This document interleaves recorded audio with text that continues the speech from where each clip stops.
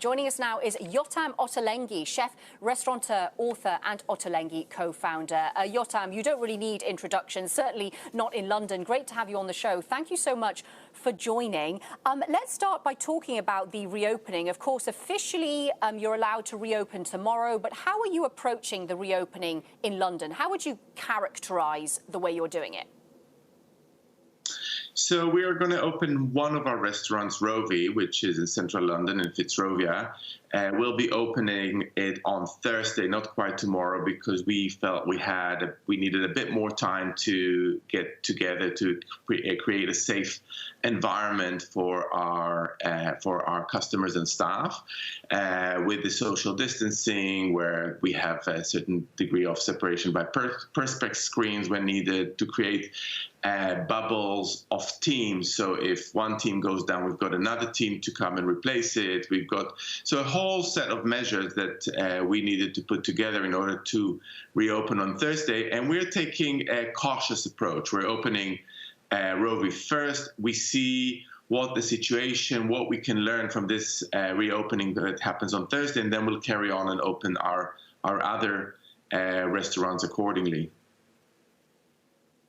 Yeah, looking at those pictures that have just come on the TV, I mean, I've sat on one of those bar stools in Rovi, Yotam, had a great experience. So how will the experience be different for customers going to the restaurants from July 9th and onwards?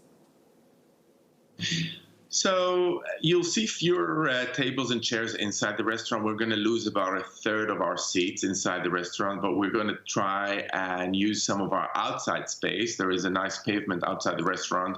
As we know, it's safer to eat outdoors. So we'll create that. We'll create a little bar outside to cater for people who want to eat, are happy to eat outside. We are going to, waiters are going to wear, front of house staff are going to wear masks. We're going to have disposable menus. So we're going to try to make it fun, but to keep it really safe, because, people go out to eat for food. But it's really, it's an experience that we're giving. And I think London restaurants have become world renowned because of the experience that we've been giving. We've been incredibly creative in making environments that are attractive and delicious. And as a result, we've become a massive industry in the whole country, which employs millions and really get back on its feet.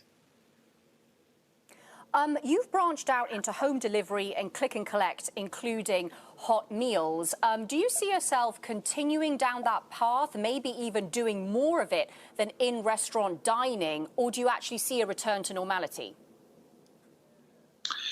I don't think we're seeing a return to normality anytime soon. So we are definitely carrying on with all the extra avenue streams, web store, deliveries, click and collect, dinners that people can reheat at home. All those kind of new revenue streams are definitely going to stay there for the foreseeable future. There's so much uncertainty, and this is what I'm constantly talking about to my colleagues, chefs, about. The level of uncertainty just doesn't allow us to give up any revenue stream. And as we know, the high streets are very quiet at the moment. Businesses haven't come back to full operation. People are away for the summer. We don't have the tourists. All these factors make it really difficult for us to operate just based on the revenues that we've been receiving pre-corona times.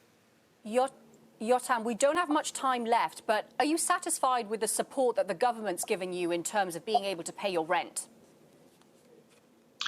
That's a very difficult situation we have with rents. We really did expect a timeout, so not to pay rent for a substantial amount of time while supporting landlords at the same time, because we're all in this together. We're not fighting against our landlord. We're playing along with our landlords. But now it's crunch time, because every restaurant group or every individual restaurant needs to negotiate hard with their landlords, because obviously we can't pay the same rents. We just don't have the income. So over the next 3 months, it's real crunch time, and some restaurants will survive and others won't, based on how much collaboration with landlords will be able to create. But there will be a very, very difficult conversations to be had.